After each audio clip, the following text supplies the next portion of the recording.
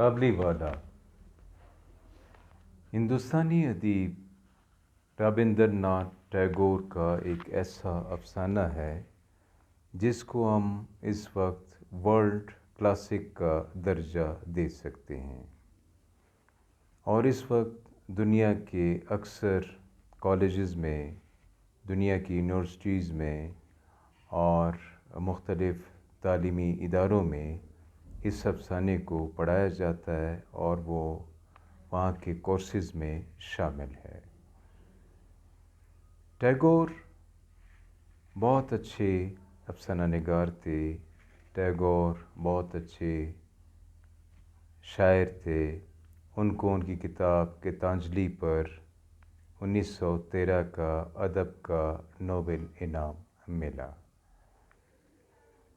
ٹیگور بہت اچھے مصور تھے، بہت اچھے مجسمہ ساز تھے، بہت ہی شاندار قسم کے وہ تھے، مصور تھے، اور پھر انہوں نے کمال کے فلسفے کی کتابیں لکھی جو بہت ہی پسند کی گئی، اور ان کا یہ فلسفہ انسان دوستی پر مطلب اس کی انسان دوستی پر ہے۔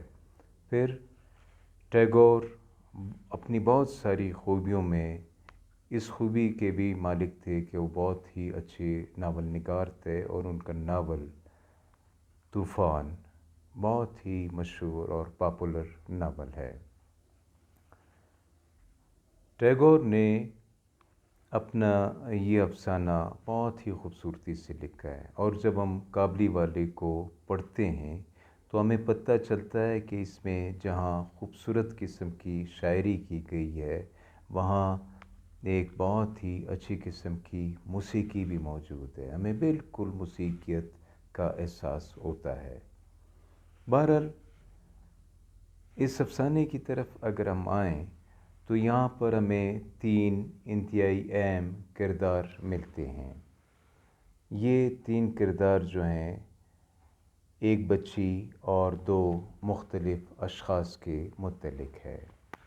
ان میں یہ بچی جس کا نام منی ہے، اس کا کردار ہے، دوسرا کردار منی کے والد کا ہے جو انتہائی پڑھا لکھا اور سمجھدار اور سلجھا ہوا شخص ہے، اور تیسرا کردار ایک شخص رحمت کا ہے۔ رحمت افغانستان کا رہنے والا ہے جو ہندوستان میں میوے اور مختلف چیزیں فروخت کر کے اپنی روزی کماتا ہے، اور ایک چھوٹے سوداگر کے طور پر ہمارے سامنے آتا ہے۔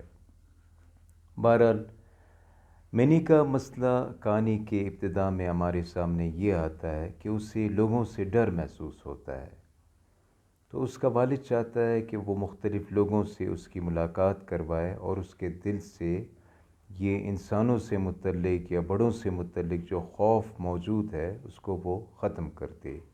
یوں اچانک انہیں کابلی والے کی آواز سنائی دیتی ہے جو میوے فروخت کر رہا ہوتا ہے، تو وہ کہتا ہے کہ کیوں نہ اس شخص سے میں اپنی بچی کو ملاؤں۔ میں نے اس سے بھی ڈرتی ہے، کابلی والے سے، لیکن وہ کابلی والے کو بلا کر بچی سے ملاتا ہے۔ بچی پہلے تو اس سے ڈرتی ہے، لیکن جب دیکھتی ہے کہ کابلی والا ایک انتہائی سویلائزڈ شخص ہے، انتہائی خوبصورت شخص ہے، انتہائی پیار کرنے والا شخص ہے، تو بچی اس کو پسند کرنے لگتی ہے۔ اس کا نام میں نے بتایا کہ رحمت ہے۔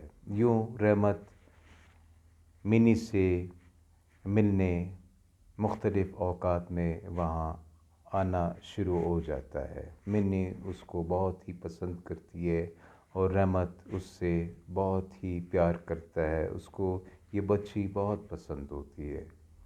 بہرحال اسی دوران ہم دیکھتے ہیں کہ چونکہ رحمت ایک کاروباری شخص ہے، ان کا طریقہ کار یہ ہوتا ہے کہ وہ وہاں پر مختلف لوگوں کو ادھار دیتے ہیں، اور پھر سال کے پورے ہونے پر وہ ان سے اپنے ادھار کا تقاضا کر کے اپنے پیسے لیتا ہے۔ یوں اسی طرح ایک شخص سے جب وہ پیسوں کا مطالبہ کرتا ہے اور وہ شخص انکار کرتا ہے تو رحمت غصے میں آ کر اس کو خنجر سے مار دیتا ہے۔ یوں ایک شخص کو زخمی کرنے کے جرم میں رحمت کو مجسٹریٹ کی عدالت سے سزا ہو جاتی ہے اور وہ تقریباً 6-7 سال کے لیے وہاں سے غائب ہو جاتا ہے۔ 6-7 سال کے بعد جب وہ بتاتا ہے کہ وہ جیل سے آ گیا ہے تو منی کا والد اس سے بہت ہی اچھے انداز میں ملتا ہے، لیکن رحمت کہتا ہے کہ مجھے منی سے ملواؤ کیونکہ میں اس بچی کو بہت چاہتا ہوں۔ اب منی کا والد حیران ہوتا ہے کہ وہ کیسے منی سے ملوائے، کیونکہ اسی دن منی کی شادی ہو رہی ہوتی ہے، اب وہ جوان ہو چکی ہوتی ہے۔ وہ چاہتا ہے کہ لوگوں کے جمع غفیر میں کیسے یہ ملاقات کی جائے، لیکن اسی دوران رحمت اپنی جیب سے ایک کاغذ نکالتا ہے، کاغذ کا ٹکڑا، جس پر ایک چھوٹی سی بچی کے ہاتھ کے نشانات یا اس کا پنجہ لگا ہوتا ہے۔ یوں ان نشانات کو دیکھ کر منی کے والد کا دل نرم ہو جاتا ہے اور وہ اپنی بیٹی کو جو دلہن کے لباس میں ہوتی ہے وہ رحمت کے پاس منگا لیتا ہے اور رحمت اس کو بالکل باپ کی طرح پیار کرتا ہے۔ اب منی کا والد اس کو کہتا ہے کہ تم نے خود کہا کہ یہ تمہاری بیٹی جو ہے افغانستان میں ہے، جس کے ہاتھ کی تصویر کو دیکھ کر تم اس کو یاد کرتے ہو، تو چونکہ تم جیل سے نکل کر آئے ہو، تمہارے پاس پیسے بھی نہیں، یہ پیسے لے لو اور افغانستان چلے جاؤ اور اپنی بچی سے کابل میں مل لاؤ۔ یوں وہ رحمت کو پیسے دیتا ہے اور رحمت وہاں سے چلا جاتا ہے۔ تو اس ناول میں رشتوں کا احترام دکھایا گیا ہے، باپ بیٹی کے رشتے کا احترام اور اس کا مقدس ہونا یا اس کا تقدس۔ بہت ہی خوبصورت افسانہ ہے۔ اس افسانے کو اگر کوئی شخص بار بار پڑھے بھی تو وہ اس کو انجوائے کرتا رہے گا۔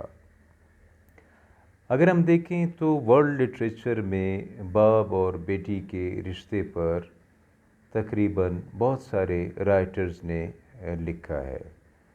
اس میں ہم سب سے پہلے تو ایک فرانسیسی ناول کو دیکھتے ہیں، اولڈ گوریو، جس میں اولڈ گوریو ایک انتہائی بوڑھے شخص ہوتا ہے، لیکن اس کی بیٹیاں بڑی چکر باز ہوتی ہیں جو اپنے باپ سے مختلف ہیلوں بہانوں سے پیسے لیتی ہیں۔ اب یہاں بوڑھا گوریو اپنی بچیوں سے تنگ بھی ہوتا ہے لیکن وہ ان کی فرمائشیں مانتا بھی ہے۔ یہ ناول بہت ہی خوبصورت ہے۔ اس کے بعد ہم وکٹر ہیوگو کا ناول دیکھتے ہیں، لا میزریبل، جس میں ایک قیدی جیل سے نکلتا ہے، وہاں وہ ایک بچی کو جو بے سہارا ہوتی ہے باپ کا پیار دیتا ہے اور یوں اسی پیار کو ہم لا میزریبل ناول میں تمام ناول میں دیکھتے ہیں اور بہت ہی دلچسپ مناظر ہمارے سامنے آتے ہیں۔ اس کے بعد ہمارے سامنے شیکسپیئر کی شاندار ٹریجڈی کنگ لیئر آتی ہے، جس میں کنگ لیئر کی مختلف بیٹیاں ہیں جو اس کو چاہتی ہیں، اس سے محبت کرتی ہے، لیکن جو بیٹی اس کو سب سے زیادہ چاہتی ہے وہ اس کی محبت کو غلط سمجھ لیتا ہے۔ اب وہ غصے میں آ جاتا ہے اپنی اس بیٹی کے خلاف اور پھر وہ اس سے نفرت کرنے لگتا ہے۔ یوں ہم ایک ٹریجڈی کو دیکھتے ہیں اور ان کرداروں کا سامنا ایک ٹریجڈی سے ہوتا ہے۔ یوں شیکسپیئر کی یہ ٹریجڈی یا یہ ڈرامہ اسی ٹریجڈی پر اختتام پذیر ہو جاتا ہے۔ بہرحال باپ اور بیٹی کے رشتے پر بہت سارے ڈرامے لکھے گئے ہیں، بہت ساری اچھی اچھی فلمیں ہمارے سامنے آئی ہیں اور آتی ہیں اور آتی رہیں گی۔ بہرحال یہ ایک مقدس رشتہ ہے، اس رشتے کو ہر شخص نے اپریشیٹ کیا ہے اور اس پر بہت ہی خوبصورت لٹریچر لکھا گیا ہے۔ تو کابلی والا، آپ یقین کریں اس افسانے کو ہمارے ہاں بہت زیادہ اپریشیٹ کیا گیا ہے۔ اس کو ریڈیو میں مختلف ڈراموں کی صورت میں پیش کیا گیا ہے، ٹیلی ویژن پر مختلف ڈراموں کی صورت میں ہمارے سامنے آیا ہے، اور اس افسانے پر ہم بلا شک و شبہ ہم اس کے متعلق یہ رائے دیتے رہیں گے کہ یہ انتہائی خوبصورت کلاسک ہے۔ Thank you.